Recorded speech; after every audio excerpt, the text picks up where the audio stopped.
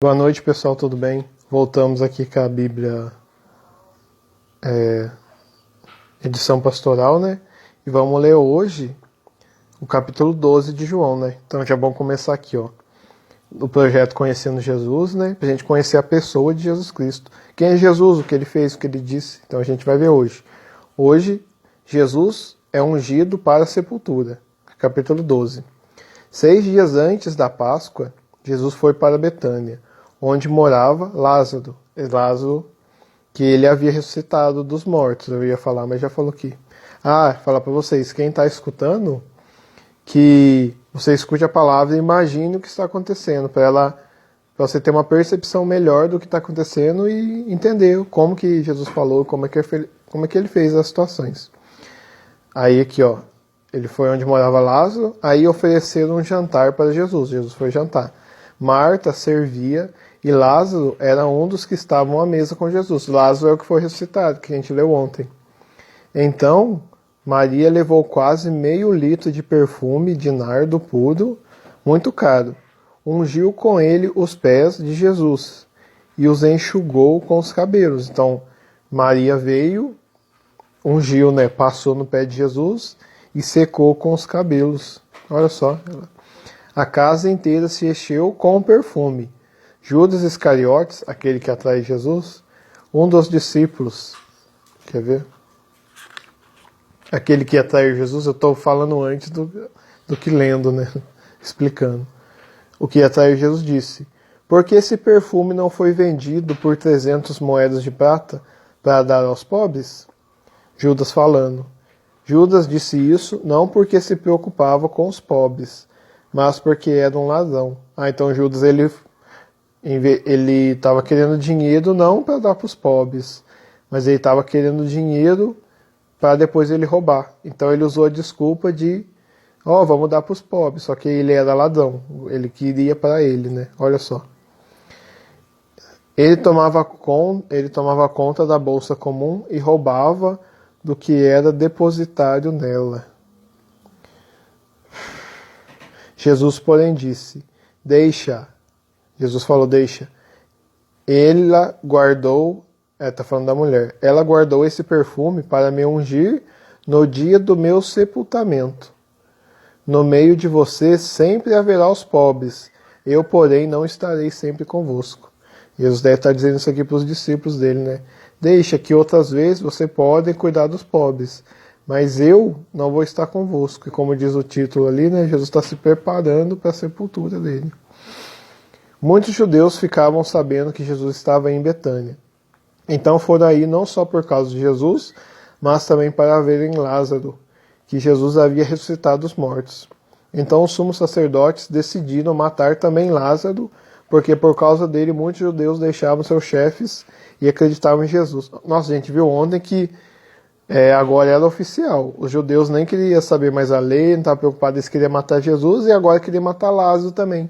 Porque ele foi ressuscitado, então ele era um sinal vivo. Então aqui eles estão declaradamente contra Jesus. Mesmo Jesus tendo aqui, eles se revoltaram contra Deus mesmo. Porque Deus ressuscitou, Deus fez milagre, né? Que é Jesus, Filho de Deus. E agora não tinha como contestar, então eles queriam matar mesmo. Então, né? O povo aclama Jesus como rei. No dia seguinte, a grande multidão... eles queriam matar, né? Que a gente viu no capítulo de ontem, né? Eles mesmos que disseram que queriam matar Jesus, que senão não ia dar problema com Roma. Mas na verdade era, que nem Jesus falou, é porque eles não acreditavam na verdade e não queriam enxergar o sinal que Jesus tinha feito. Então eles agora queriam matar Lázaro, que tinha sido morto, ressuscitado, e queria matar ele de novo. Então olha só a cabeça. Um homem ressuscitou, viu a glória de Deus, e eles veem, nossa, Jesus tem o poder de Deus, então nós vamos matar ele, e vamos matar esse Lázaro, e para você ver como é que a maldade corrompe corações. E outra coisa aqui de Judas também, né? Que Judas, ele em prol dos pobres, que ele estava querendo dar para os pobres, só que na verdade não, ele era um ladrão. Então ele usou a desculpa de dar para os pobres para roubar dinheiro para ele, né? Às vezes a gente vê isso muito, né? Pessoas que dizem que defendem os pobres, né? só que na verdade o dinheiro fica para eles. Então, uma realidade que a gente vê, né? Mas aqui já tinha já no tempo de Jesus, né? Sempre vai ter na humanidade. No dia seguinte, a grande multidão que tinha ido para a festa ouviu dizer que Jesus estava chegando a Jerusalém. Então apanharam ramos de palmeira e saíram ao encontro de Jesus, gritando: Hosana, bendito aquele que vem em nome do Senhor, o Rei de Israel. Aqui o povo, então, você viu, o povo juntou, pegou um monte de ramo e já proclamava: Jesus é o Rei de Israel. Então agora ficou público, né? Eles já chamavam Jesus do Rei do povo de Israel, e bendito aquele que vem em nome do Senhor, que é o nome de Deus. Então o povo já proclamando: esse é o Deus, o Messias que é esperado, né? Então eles começaram já a ver que Jesus era. Jesus, encontrando um jumentinho, montou nele, como está dito na Escritura: Não tenha medo, cidade de Sião, eis que o seu rei está chegando montado num jumentinho. A gente vê aqui a Escritura, né? Como dizem, não sabe o que é essas Escrituras, mas parece que é um livro que dizia tudo o que ia acontecer. E está confirmando o que Jesus está fazendo. Nesse momento, eu falo, não sabe, eu sei que eu já li, né? Mas aqui eu lendo para quem nunca ouviu falar, nunca leu o Evangelho. Então é essa visão que a gente está dando.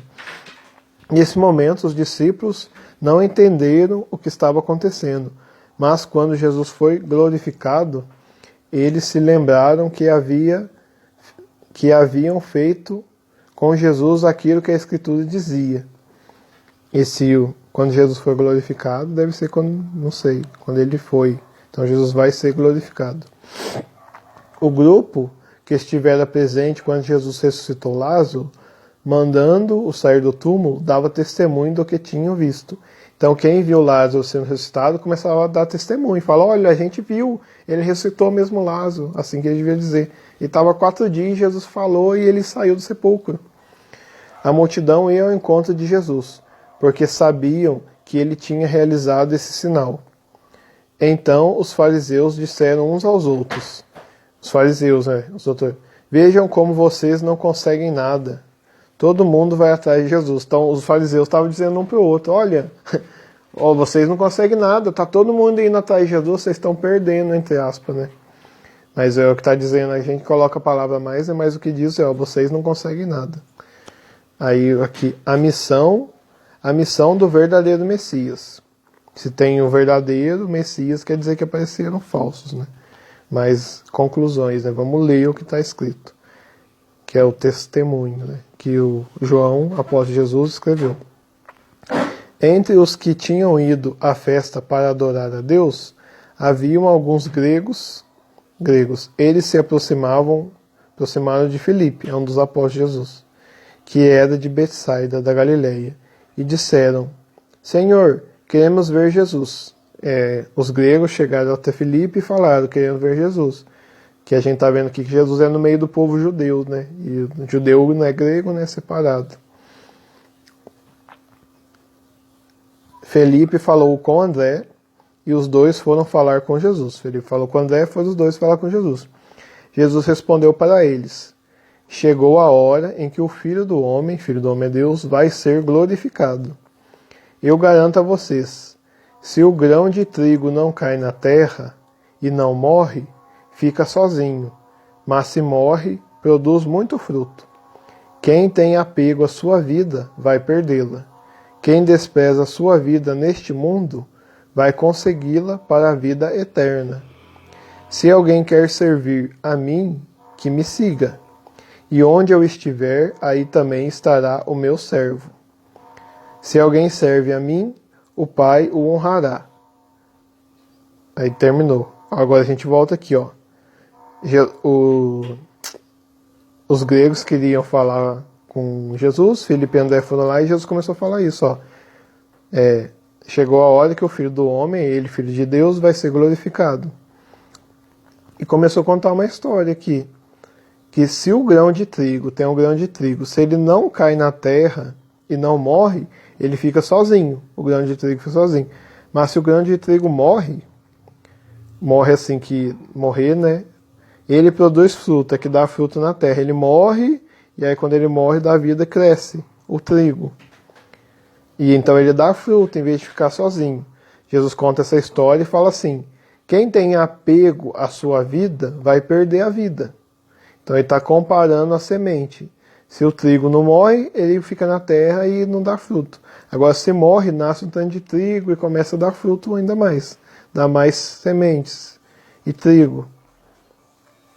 Quem tem apego à sua vida vai perdê-la. Quem despreza a sua vida neste mundo vai conservá-la para a vida eterna. Então Jesus fala muito da vida eterna, né? Às vezes ele fala: quem crê em mim terá a vida eterna. Então que está falando que a vida neste mundo é passageira, que a gente morre. Mas depois tem uma vida eterna que Jesus promete. Que está falando, ó, quem despreza a sua vida neste mundo vai conseguir a vida eterna. E ele continua aqui para a gente entender. Se alguém quer servir a mim, que é Jesus Deus, que me siga, pode vir. É Jesus falando. E onde eu estiver, aí também estará o meu servo. Aí Jesus fala para seguir ele, onde ele estiver, o servo de Jesus vai estar. Então está falando que quem acompanha é ele, né? Se alguém serve a mim, servia que já está fazendo um serviço para Jesus, o Pai, que é Deus, honrará. E até aqui foi tudo que Jesus falou. Jesus usa muito exemplo, né, para a gente entender. Aí continua. Agora eu estou muito perturbado. E o que vou dizer? Pai, livra-me desta hora? Interrogação, né? Mas foi precisamente para esta hora que eu vim. Pai, quando Jesus falando com Deus, Pai, manifesta a glória do teu nome. É Jesus falando para o Pai dele manifestar a glória do nome de Deus, que é o Pai dele, né? Então veio uma voz do céu. Veio uma voz do céu. Eu manifestei a glória do meu nome e vou manifestá-la de novo. Jesus estava falando e falou: Pai, manifesta a sua glória. E veio uma voz do céu falando: eu manifestei a glória do meu nome e vou manifestá-la de novo. Então Deus falando e o povo escutou. Aí, a multidão que aí estava ouviu a voz e dizia que tinha sido um trovão. Eles ouviram a voz, só que uns falaram que era o trovão, outros diziam: foi um anjo que falou com ele. E ficaram falando isso. E Jesus disse: essa voz não falou por causa de mim, mas por causa de vocês. Jesus falando que essa voz, né, falou para que o povo escutasse e acreditasse. Que Jesus já devia saber, já lógico, né, que ele estava falando com o Pai. Lógico não, mas vamos ver o que está escrito aqui. Que a lógica não é nossa, é a lógica do que está dizendo aqui.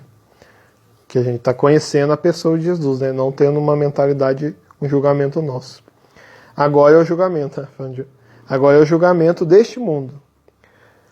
Agora o príncipe deste mundo vai ser expulso. Então fala que o mundo tem um príncipe que vai ser expulso.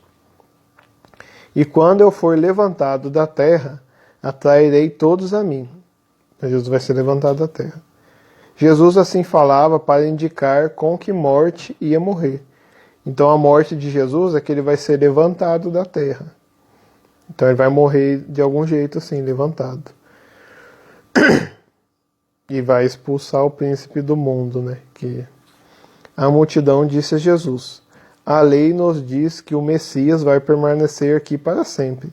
Como podes dizer que é preciso que o Filho do Homem seja levantado? Então o povo já está acreditando que Jesus é o Messias. Porque está falando assim: olha, você vai ser levantado, mas a palavra diz que o Messias vai ficar aqui para sempre. Como que você, que é o Messias, diz que vai ser levantado? Aí, quem é esse Filho do Homem? Perguntavam. Jesus respondeu: a luz ainda estará no meio de vocês por um pouco de tempo.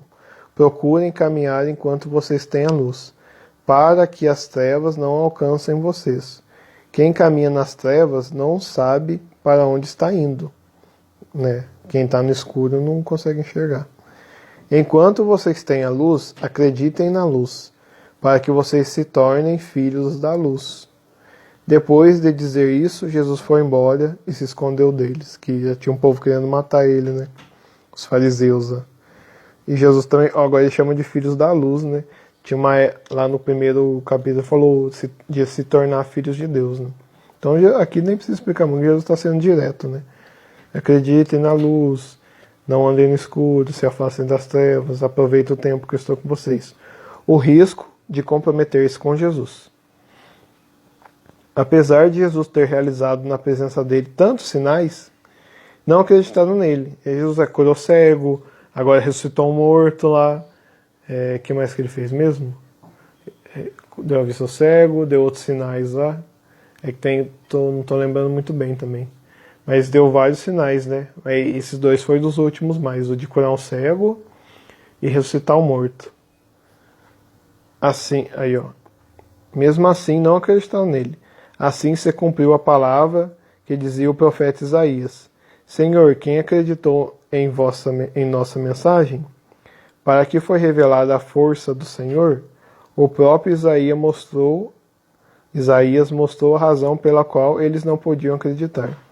Deus cegou os olhos deles e endureceu-lhes o coração, para que não vejam com os olhos e não compreendam com o coração, a fim de que não se convertam, e eu tenha que curá-los.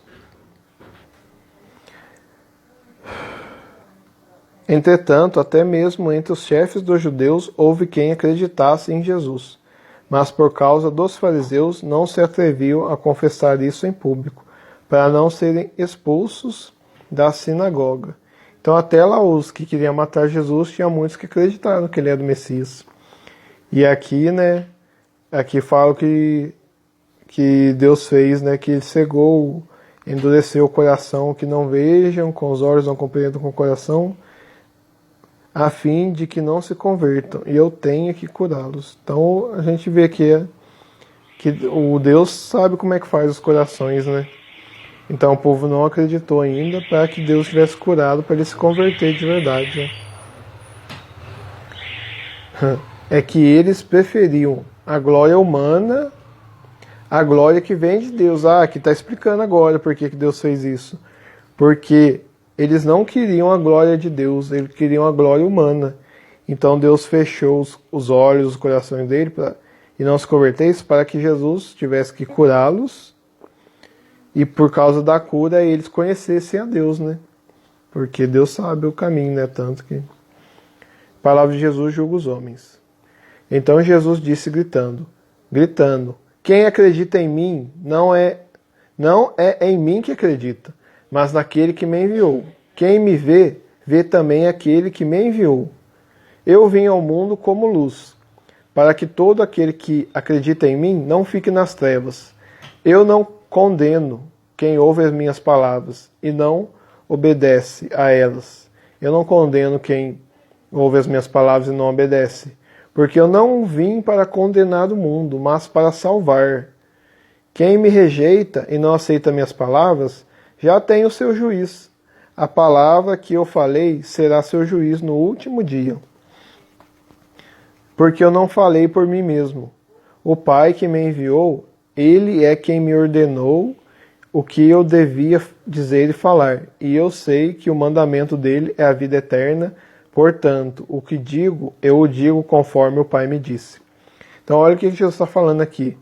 Que ele veio enviado pelo Pai dele, né? Ele faz as obras do Pai dele. Que ele não condena quem não acredita no que ele diz.